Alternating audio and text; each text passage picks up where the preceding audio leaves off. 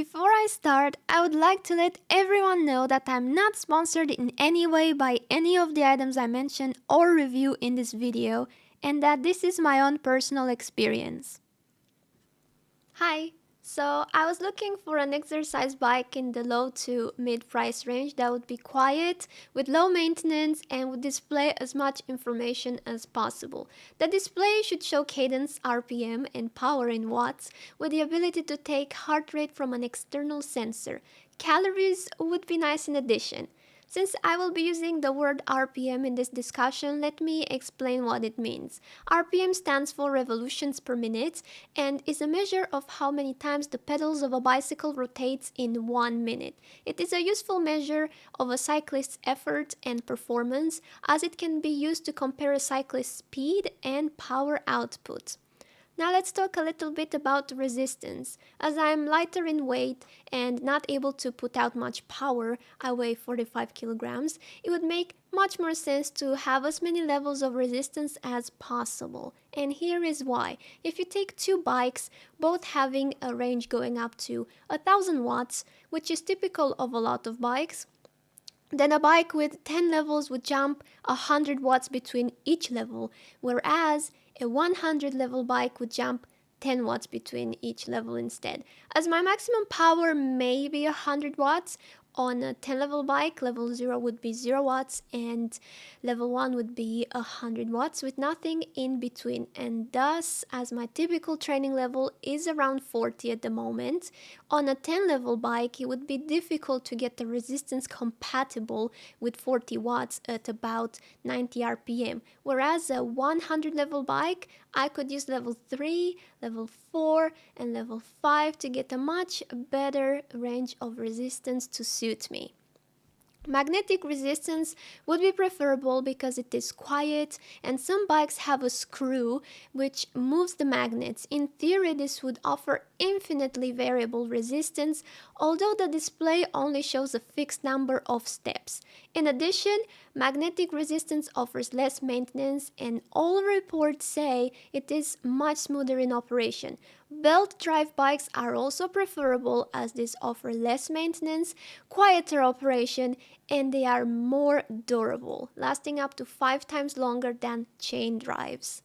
Bluetooth is available on some mid-range bikes to be able to transfer the metrics to a tablet or phone and enable a cycling-specific app such as MyWhoosh, Zwift, Peloton to be used, which is more interesting to use as they give graphs of cycling performance and an interactive experience, being able to ride alongside other people in real time. Initially, the Schwinn 800 IC seemed to be a good potential with many of qualities needed. However, upon closer inspection at a fit shop store in southwest London, it fell short on several points, being 1. Not outputting power in watts, just displaying calories. 2. Showing cadence as a bar across the top instead of as a figure and only going to a maximum of 125 RPM.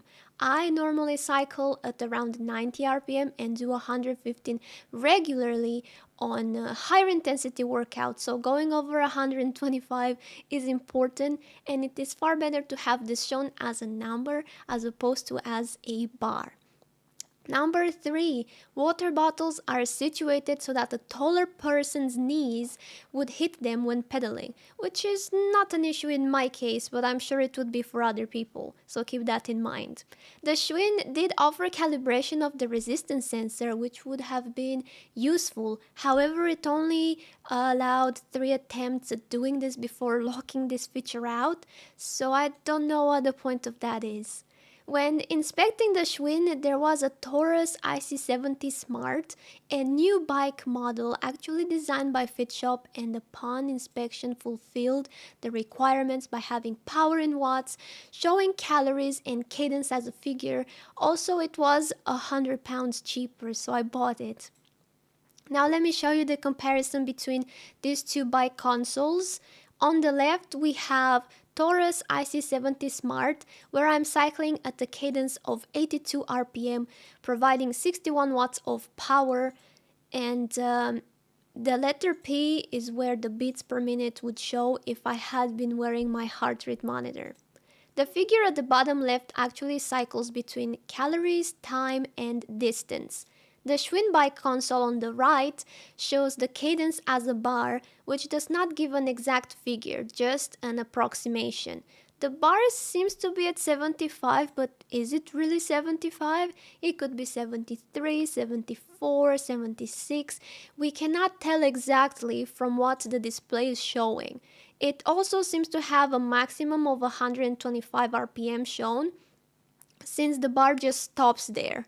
That is less than some people actually achieve on high-intensity workouts, and although the Schwinn seems to have more information at the first glance, the Taurus is cycling the bottom left figure between 3 different metrics, as I mentioned earlier.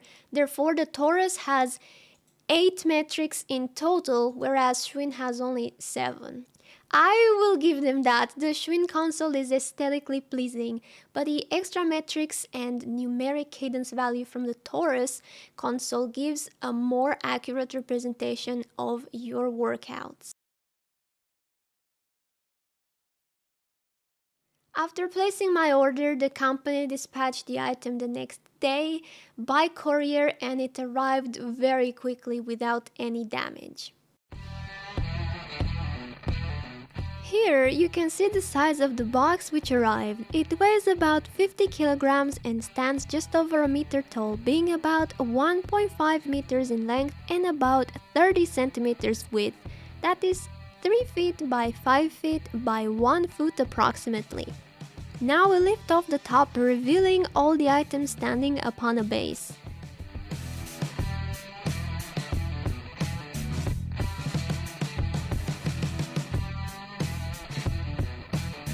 We take out the stands and all the little items and the box holding the pedals and the seat.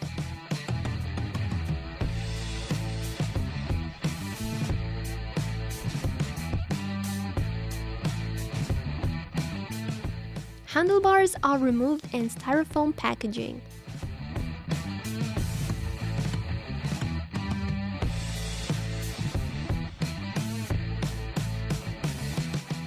There is a set of tools and all screws and bolts on a card along with the manual showing assembly.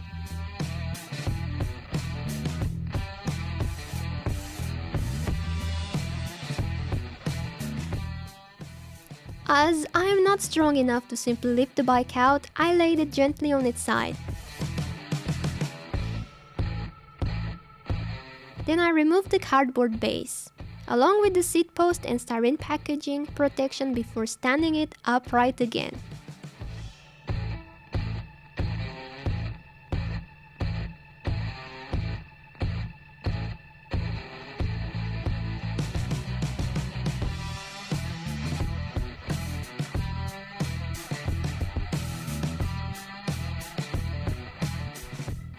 I laid out the support mountings which stop it from tipping over and the bolts and washers required before lifting the front end onto the front supports.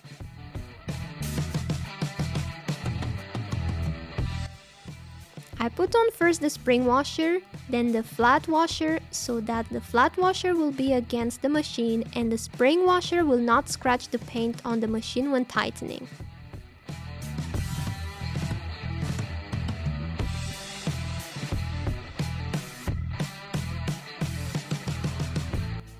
Here you can see the adjustment feet. These screw in and out, and I screw this in fully to start with. I did this on the front bar as well, but forgot to show this.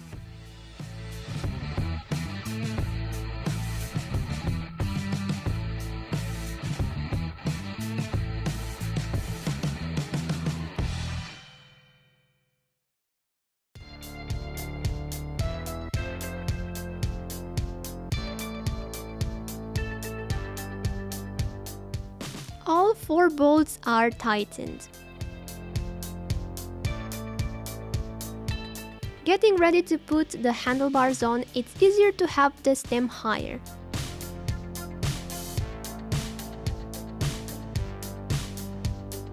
We simply then screw in the lever with the large flat washer on it.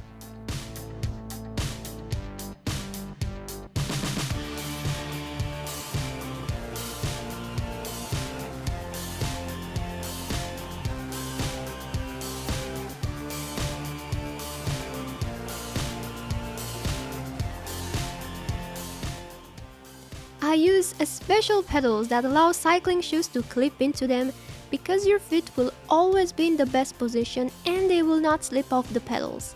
Also, since the pedal stroke is smoother, you will feel less fatigue in your legs. That is why I use my own pedals instead of the ones provided. Here, you must note that when putting the pedals on, they are installed by turning in opposite directions. The right hand pedal turns clockwise to tighten, and the left hand pedal actually turns anti-clockwise to tighten. This left pedal is tightened the opposite way to most bolts, and this is standard on nearly every bike due to the direction of rotation of the pedals. The seat post should have two protective covers. These are held on by a screw on each side at the front and simply clip together at the back.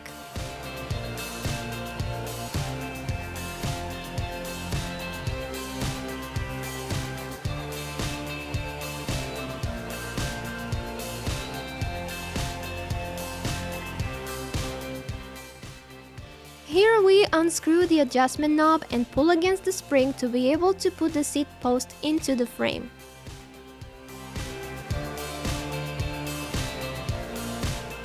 Next, we install the seat. Note that although there is a seat supplied, everyone has different anatomy, which means that some people will need wider or narrower, longer or shorter seats to be comfortable, along with different profiles. To get more information, I have linked a video showing how a professional fit is achieved in the description box below. Here I have used my own gel saddle and I am using the spanner included in the kit. You can move the saddle forwards and backwards on the rail to get micro adjustments. Now I am starting to prepare the console. Simply take out the screws, put the batteries in and pull the cable gently through the hole before inserting the rubber grommet to stop rubbing of wires on the metal.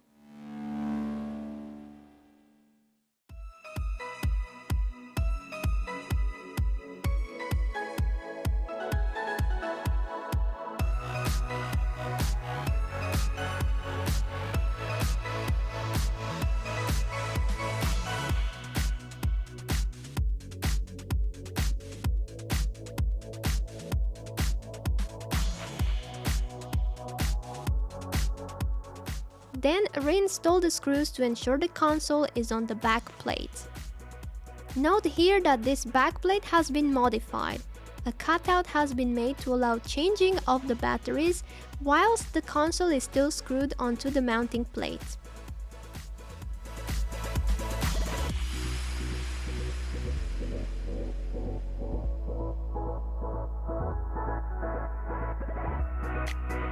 Screw in the screws until they just protrude a tiny bit and can start to fix the mounting plates.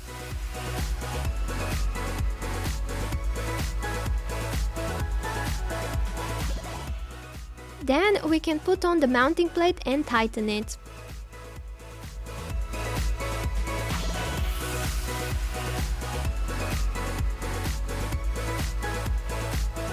Finally, connect the console wire to the wire from the frame.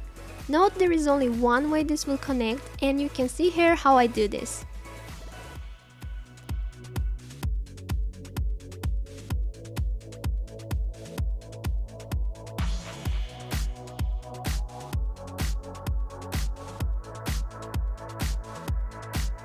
Next, I am installing the water bottle holders, one each side with 2 screws.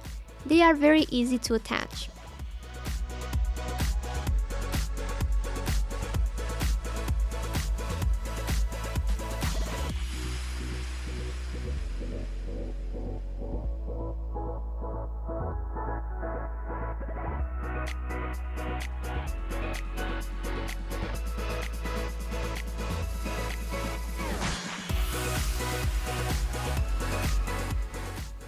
You can see the finished bike. Let's move it about and see how it operates. I check the magnets by pushing down fully, which will stop the bike in emergency, and then I use the knob to screw in and out, moving the magnets in small increments.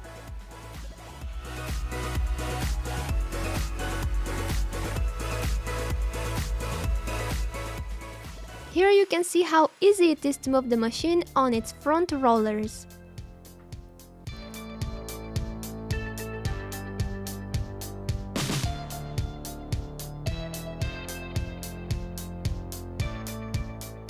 Now we have completed building it, I can ride it.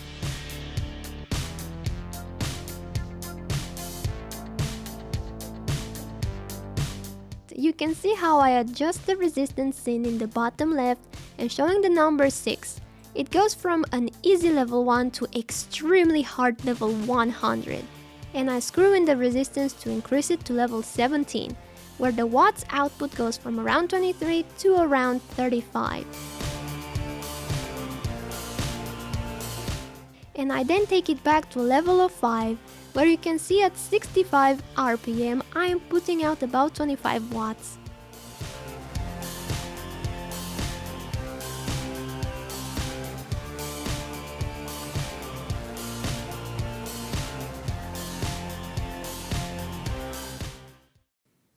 I personally find that riding an exercise bike is not much fun when all you have are a few numbers on the screen in front of you to keep you amused. Even putting the bike next to a computer and being able to watch a few things doesn't up the enjoyment that much. However, connect your bike via Bluetooth to one of the cycling apps and it becomes better. There are a few apps out, and after doing a little research I tried MyWhoosh, a free app from Abu Dhabi in the United Arab Emirates next to Dubai. MyWhoosh allows you to see a route advanced in front of you as you cycle amongst other real-world cyclists. It does need Bluetooth to connect to your bike, and it needs an internet connection to be able to put cyclists together from all over the world. MyWhoosh actually hosts monthly events with a monthly prize pool of over $90,000. And in April 2023, the yearly prize pool was the largest cycling esport prize pool of $1 million. After a while using the Taurus and MyWhoosh, I can state that they seem to work admirably together and really enhance an indoor cycling experience. So let's see a short run of one of the routes in MyWhoosh. I made an account with MyWhoosh, and here is where I simply click on my logo, the one on the right. Once it has logged me in, it shows which devices I can connect to. The two green ones are already paired, being the bike cadence and power. I then tap the heart rate icon to try and pair with my Polar H10. Once that pairs, we see 3 greens and we can start. The next screen we see has many options: events, live coaching, workouts, etc. I find that Freeride is the one I use the most as it gives some pretty routes. Us girls love pretty scenery. So after clicking on Freeride, you can see that there are quite a few worlds that MyWhoosh has to let you cycle in. Some available all the time, others only on certain days. Let's take a look first at some in the Arabia world. And here you can see 17 routes. Routes are on the left, showing the distance, the amount climbed, and the number of people that are currently attempting that route. On the right, you can see the actual route in rent, and below that, the elevation. Here, the Al Quadra route is 12.3 kilometers. You can do more than one lap if you just keep going. 24 meters of climbing per lap, and 123 people on the route currently. In the middle is a picture depicting a little of what the route looks like. The Arabian Nights route is a monster, with 100 kilometers distance and 1,936 meters of climbing, with some of the climbs as steep as about 20%, which means you slow down lots unless you up the power. And you can see the two climbs. One is about 20% from the start, and the other is about 70% from the start. There is only one brave person attempting this route currently. It must be a Tour de France rider training. So, I'm just flashing through a few of the routes in other worlds, and you can see some of the routes have quite cool background scenery.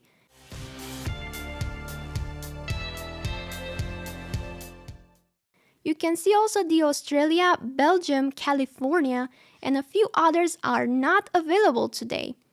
They have pictures showing which days you can ride them. I love the snow on MyWhoosh World. It's a new one and there is one route I can manage at this point. So I'm going to click on that.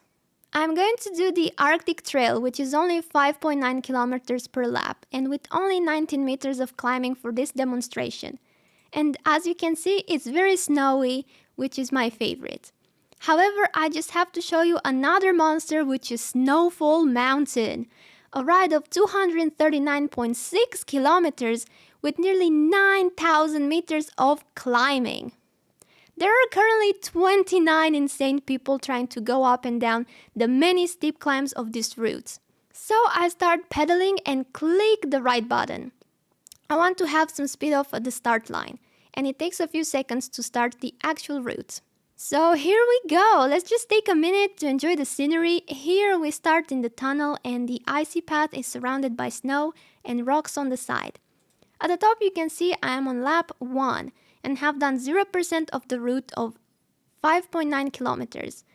I am putting out about 30 to 40 watts to start with and you can see my heart rate and cadence.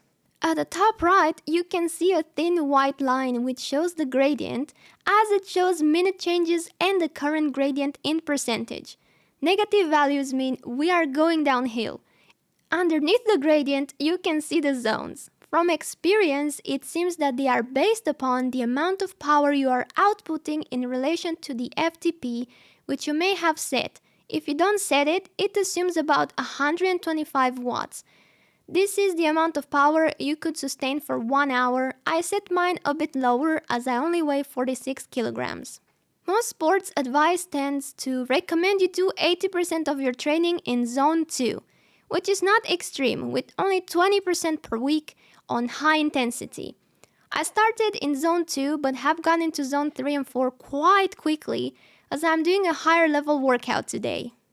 Out of the tunnel, it is really quite scenic and with people passing you, it is much more interactive. I find that a lot of people here are very strong and tend to be going a lot faster. If you look, you can see I am putting out about 50 watts, which at my weight is about 1.2 watts per kilogram.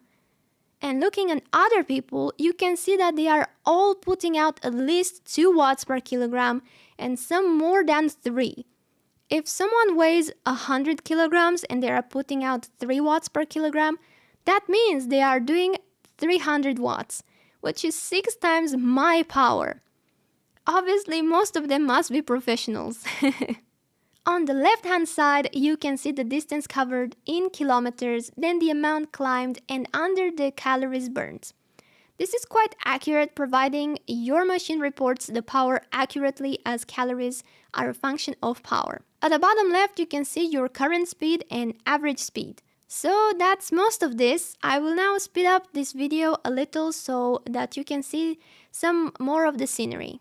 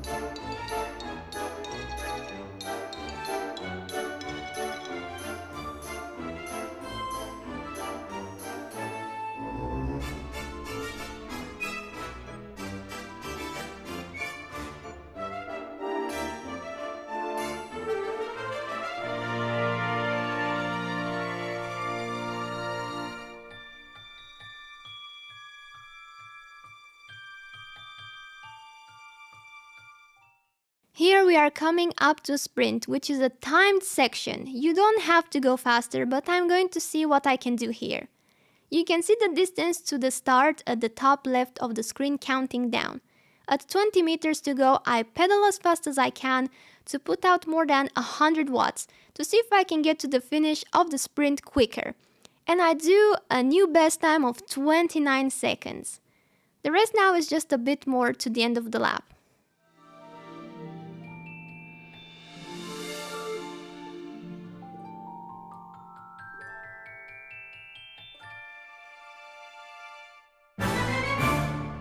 Here we are coming to the end of the lap and enter the tunnel.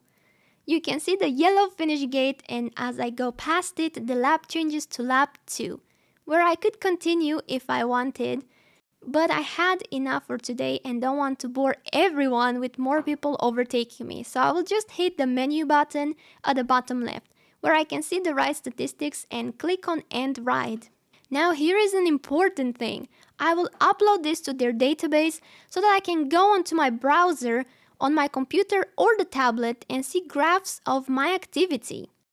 Let's have a look at the graphs and detail that I have created. You can see in my activities that I have done the Arctic Trail on 14th of November for this video, and it gives a few stats with a little magnifying button at the right side, which we can click on. We could also download this file for use in other apps if needed. When the analysis opens, we can see the average watts, number of calories spent, the average and maximum values of power, speed, heart rate, and cadence, along with graphs showing how I did. Pretty cool, huh? As an afterthought, I would just like to say, I have used the Polar H10 heart rate monitor, which connects really well with the Taurus and the MyWhoosh application. All research I have done suggests that this is the most accurate heart rate monitor out there. Straps do come in several colors for those who wish to annoy the fashion police. Finally, I will just mention another little thing. I saw a massage gun at the Fit Shop store and bought it just for fun, but it has turned out to be the absolute indispensable to hard workouts. It's perfect for those after-ride tired muscles, and you simply press a button and it buzzes away, reducing the aches and pains.